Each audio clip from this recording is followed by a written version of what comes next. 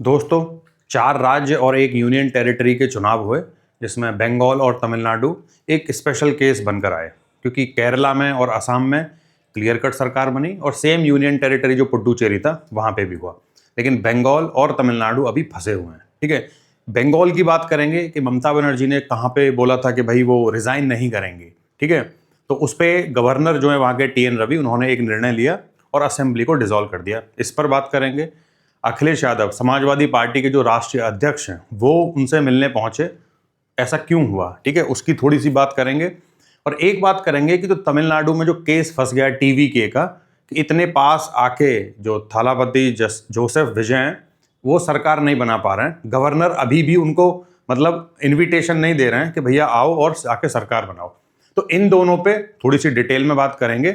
और बाकी जो लोग हमारे चैनल के साथ नए जुड़े हैं वो कृपया करके सब्सक्राइब भी कर लें हमको, ठीक है ना, क्योंकि आप लोग अब देखते हैं वीडियोस को, ठीक है ना, जुड़ते भी हैं काफ़ी मात्रा में, तो सब्सक्राइब भी कर लें, उसका कोई चार्ज नहीं है। ठीक है, देखो पहले बंगाल की बात कर लेते हैं क्योंकि ये बड़ा टॉपिक नहीं है।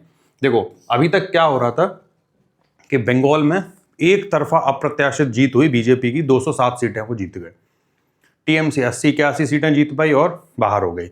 लेकिन जो ममता बनर्जी वहाँ की 3 बार की मुख्यमंत्री थी 15 साल से, उन्होंने बोल दिया कि नहीं, मैं नहीं हारी हूँ, ठीक है ना, रिजल्ट की लूट हुई है, हम सुप्रीम कोर्ट जाएंगे, और 50 तरह की बातें उन्होंने करी। मॉरल विक्ट्री की बात उन्होंने करी, ठीक है, क्योंकि विपक्ष में आजकल ये आम हो गया है मॉरल विक्ट्री लेना। ठीक है, 2024 का इलेक्शन आपको याद होगा, यहाँ पे सुप्रिया श्रीनित का वो वाला कि 99 सीट पाके सरकार भाजपा की बनी है, पर मॉरल विक्ट्री कांग्रेस और उनके जो अलायंस है इंडिया वाले वो ले जाते हैं। ठीक है, उसी तरह से इन्होंने बोला कि भैया ये तो लूट हुई है रिजल्ट की, हम कोर्ट जाएंगे और मैं रिजाइन नहीं करूंगी।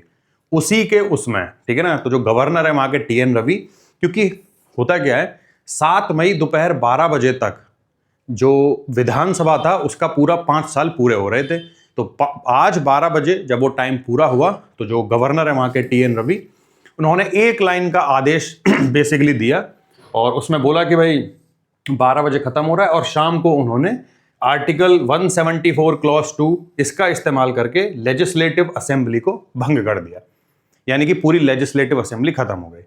भाजपा ने बोला कि भाई उनका जो परसों क्या कहते हैं वो कैबिनेट की मतलब स्वेरिंग इन होगी और वो डिसाइड कर लेंगे अपना।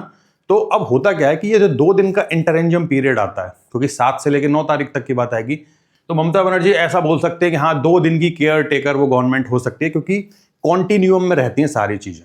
ठीक है, अब क्योंकि कॉन्टिन्यूम में रहती हैं तो 2 दिन के लिए केयर टेकर गवर्नमेंट उनको बोला जाता है। तो ये तो इशू आज खत्म ही हो गया कि वो रिजाइन करेंगी नहीं करेंगी। असेंबली का टाइम खत्म हो गया, उनका टाइम खत्म हो गया as a chief minister of West Bengal. अब अगली सरकार बनेगी। ठीक है, अब इंपॉर्टेंट आज क्या हुआ, क्या आज श्री अखिलेश यादव जो समाजवादी पार्टी के राष्ट्रीय अध्यक्ष हैं वो पहुंचे आज वहां पे। ठीक है, और ये दिलचस्प है काफी, आप देखोगे कि वो प्रचार करने नहीं गए थे बंगाल में, लेकिन आज पहुंचे। ऑल्दो वो पहले ही पहुंचना चाहते थे तो ममता बनर्जी ने उनको बोल दिया कि भाई अब कल आइए या परसों आइए।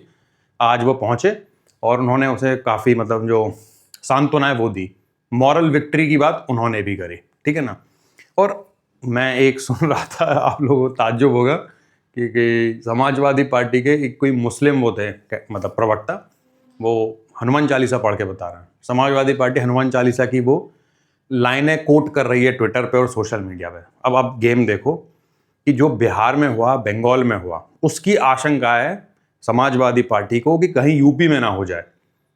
ठीक है, अगर यूपी में हो जाएगा तो भयानक स्थिति हो जाएगी समाजवादी पार्टी के लिए, स्पेशली तब जब 24 के चुनाव में वो 37 सीटें जीत चुके हैं लोकसभा की। क्योंकि जब रिवर्स कंसोलिडेशन होता है, ठीक है ना, कि जैसे बंगाल में क्या था कि 30-35% मुस्लिम है, तो वहां से TMC की शुरुआत होती थी। सिमिलर केस एंटी बीजेपी, जहां बीजेपी अब हर जगह लड़ती है, तो जहां जहां वो चुनाव लड़ती है उसके ऑपोजिट में जो भी मतलब स्ट्रांग पार्टी होती है वो उतने ही वोट परसेंटेज से स्टार्ट करती है।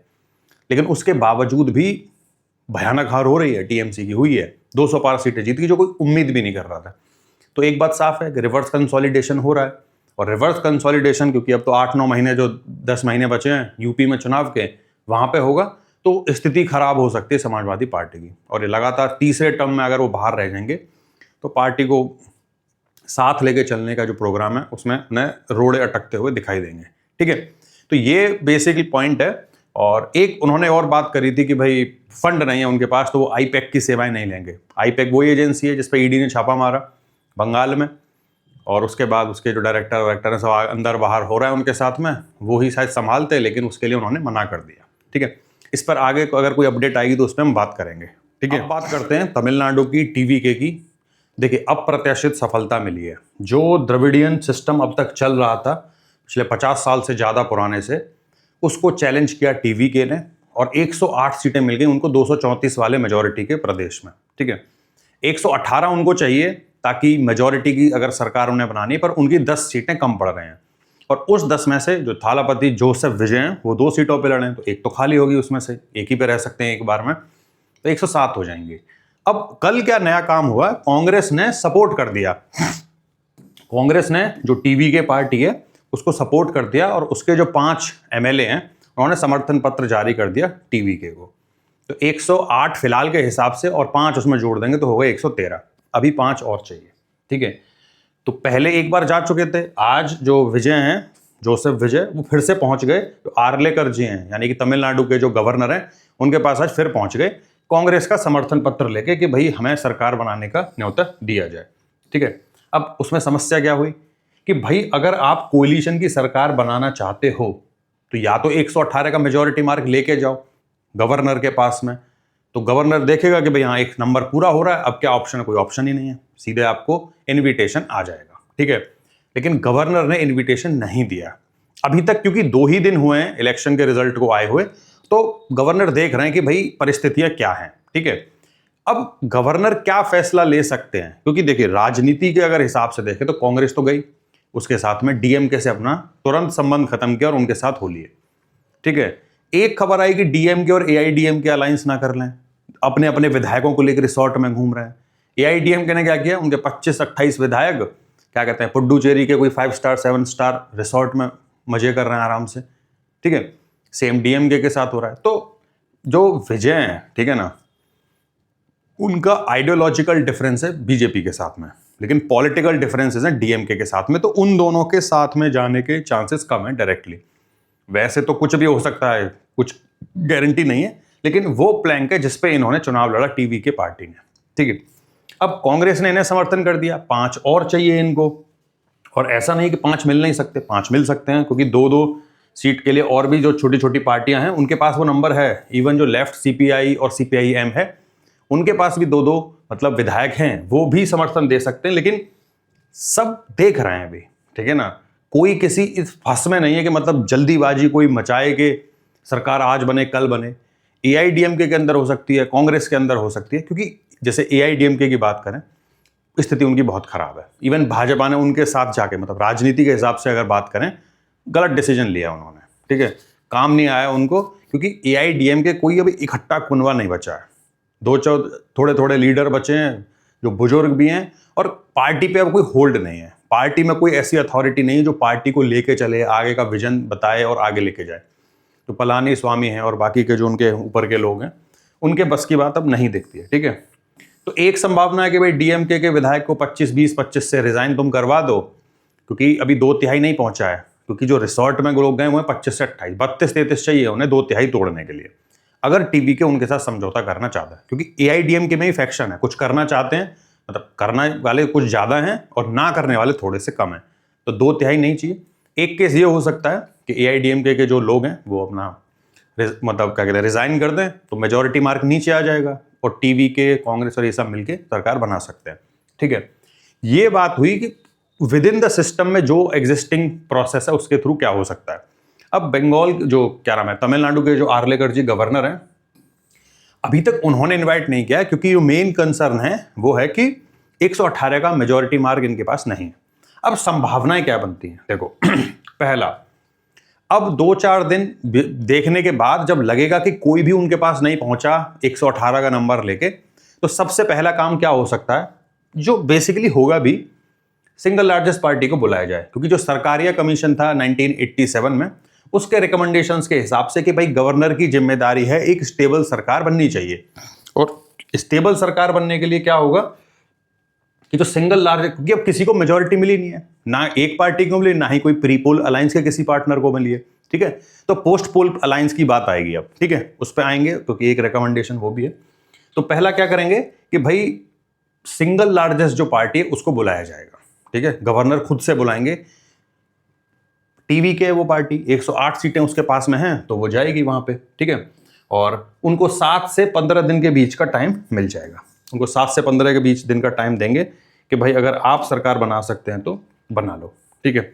अब हो बेसिकली क्या रहा है, हाँ पेन नहीं मिल रहा था, ठीक है, तो 7 से 15 दिन का इनको टाइम मिलेगा और उसमें क्या है कि गवर्नर मतलब प्रूफ ही मांगेंगे, बाकी बातचीत उनकी होगी कि भाई क्या परिस्थितियां हैं और कैसे वो वहां पे कर सकते हैं, ठीक है। Vote taking hits a ball, governor asks for proof of majority, जो मैंने आपको बताया कि भाई गवर्नर ने मांगा है कि प्रूफ लाओ, यानी 118 के दस्तखत लाओ। नेक्स्ट ऑप्शन आता है कि एक पोस्ट पोल कोएलिशन बनेगा, क्योंकि अब वही बनेगा, क्योंकि विद इन इस एग्जिस्टिंग स्ट्रक्चर में कोई अलायंस ही बनाना पड़ेगा अगर इसी रिजल्ट के आधार पे अगर सरकार बनानी है तो वो क्या बोलेंगे, अब क्योंकि टीवी के तो मतलब अकेले ही लड़ने गई थी, पर अब उन्हें के पास ऑप्शन होगा जब गवर्नर उन्हें बुलाएंगे तो कि भाई आओ और सरकार बनाओ। तो 113 तक तो पहुंच गई कांग्रेस के साथ में, बीसी के इनके पास 2-2 सीट ईच हैं। ये सब अगर समर्थन उसे कर देते हैं तो टीवी के वहां पे आसानी से सरकार बना सकती है। दूसरा एक ये भी था कि जो पुंछी पुंछी कमीशन था, जैसे सरकारिया कमीशन 87 में था, उसके एक और भी है पुंछी कमीशन, वो भी बोलता है कि भाई अब पोल से पहले की कोई स्थिति अगर नहीं बना पा रही है तो एक पोस्ट पोल कोएलिशन बनेगा, ठीक है ना, कि अगर सिंगल लार्जेस्ट पार्टी के पास भी नहीं है तो एक पोस्ट पोल जिसने अगर कोएलिशन कर लिया है और वो अगर प्रोड्यूस कर रहा है कि हाँ भाई हमारे पास 118 135 लोग हैं, इनके थ्रू हम सरकार बनाना चाहते हैं, तो उसकी बारी आएगी, ठीक है। तीसरा है वेट एंड वॉच का ऑप्शन। गवर्नर अभी इस बात से कन्विंस होंगे कि भाई स्टेबल एडमिनिस्ट्रेशन देना है, स्टेबल सरकार होनी चाहिए, तो एक डेलिबरेशन का टाइम होगा जहां पे आपसी बातें चल रही होंगी, सब कुछ वो चल रहा होगा, और आर्टिकल 356 में थोड़े टाइम के लिए सस्पेंड करके रखा जाएगा पूरी स्थिति को। इससे क्या होगा, पार्टीज के पास में टाइम होगा एक दूसरे के साथ नेगोशिएट करने का, ठीक है ना, और कोई फ्लोर टेस्ट भी तुरंत नहीं होना है, ठीक है, उनके पास टाइम है, ठीक है। और इससे क्या होगा, लेकिन इसमें एक जो चिंता आ जाती है कि हॉर्स ट्रेडिंग हो सकती है, क्योंकि कुछ अब खरीदारी चालू हो जाएगी, क्योंकि ये हाइबरनेशन का टाइम है बेसिकली, जहां पे सबके पास टाइम ही टाइम है और अभी सस्पेंडेड स्थिति वहां पे है, ठीक है।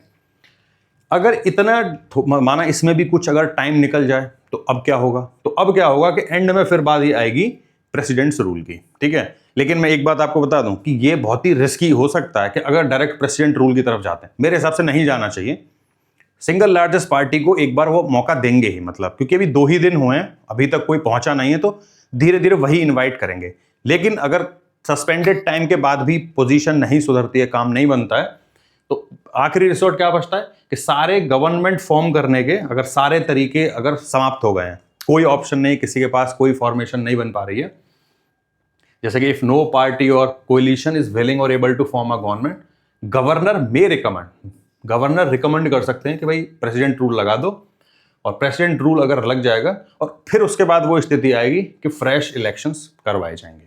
तो जो SR Bombay union of India 1994 का केस था, वो साफ साफ बोलता है कि जो मेजॉरिटी ऑफ गवर्नमेंट का जो टेस्ट होगा वो गवर्नर के चैम्बर में बैठ के नहीं होगा, वो फ्लोर ऑफ द हाउस पे होगा, ठीक है ना। अभी राजदीप सरदेसाई बहुत हल्ला मचा रहा है इस बात पे, कर्नाटका का जब इससे पिछले वाले टर्म का जब था तब उस पर भी हल्ला मचा रहे थे। आज बोल रहे हैं कि सिंगल लार्जेस्ट पार्टी को बुला लो, जो इवेंचुअली होगा ही, क्योंकि दिन 2 हुए हैं। तब कर्नाटका में इस बात पे हल्ला मचा रहे थे कि कैसे सिंगल पार्टी को बुला लिया, इनके पास तो नंबर ही नहीं है।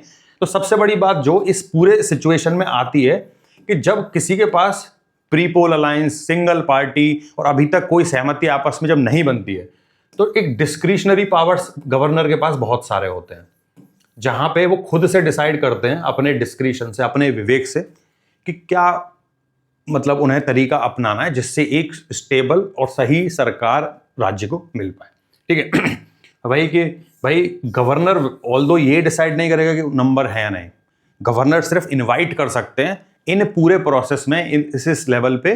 फिर उनके पास टाइम होगा 2 दिन, 10 दिन, 15 दिन का, कि भाई जो असेंबली है वहां floor of the house test हो, नंबर आप 118 प्लस दिखाओ और सरकार बनाओ।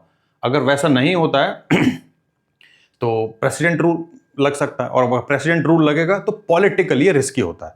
तो बात बेसिकली सारी ये आ जाती है कि पर्दे के पीछे गेम क्या चल रहा है, ठीक है ना। क्योंकि ये स्थिति अब ऐसी आ गई है जहां पे किसी को नहीं पता कि क्या होने वाला है अगले पल। कभी एआईडीएमके डीएमके संग आ जाएंगे, कांग्रेस तुरंत छोड़ के भाग गई डीएमके को, ठीक है ना। मतलब कोई आइडियोलॉजी नहीं, कुछ नहीं।